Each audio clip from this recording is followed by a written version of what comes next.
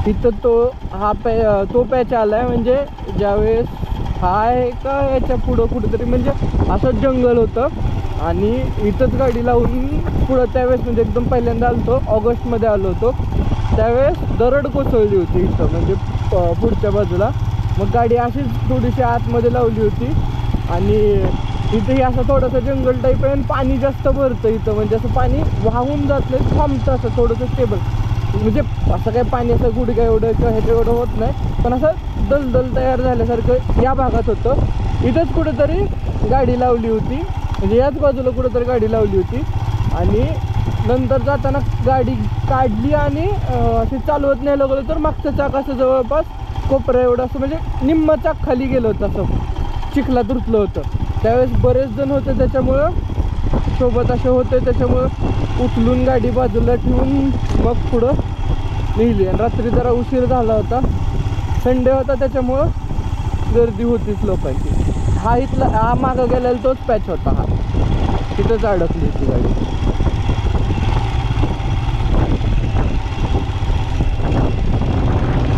आता आपण दरीच्या या बाजूवरून त्या बाजूवर जाणार आहे. वाईडवरून गोप्रोचा सुपर व्ह्यू ऑन केलाय, बघू आपण किती फरक पडतो नंतर गेल्यावर बघूया. गोप्रोची एक गोष्ट म्हणजे गोप्रो चांगला आहे, पण माईक जोडायचं म्हणलं ना त्याला टाईप सीचं तसं ते आपलं साधं आणून जोडून काही फायदाच नाही. 5000 पर्यंत जे गोप्रोचं माईक ॲडॅप्टर येतं ना ते घेऊन मग कनेक्ट करून मग माईक जोडून मग बोलावला मग नीट चालतो गोप्रो, म्हणजे व्हॉइस येतो. नाहीतर मग आता मगच होतं त्याच्यात, मग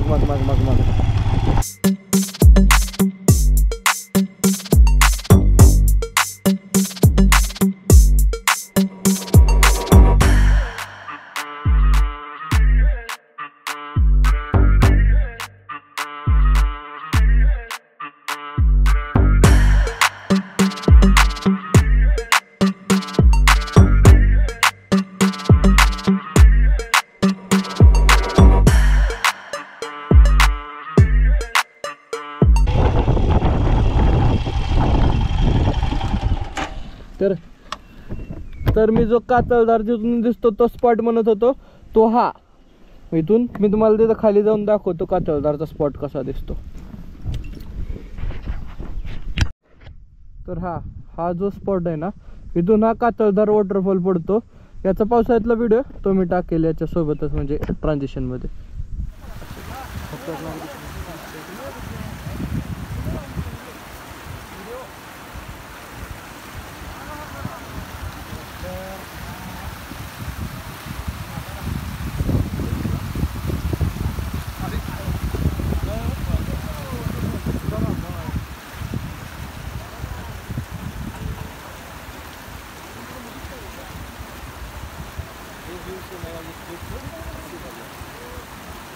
अपनी जगह खुद बनाते हैं.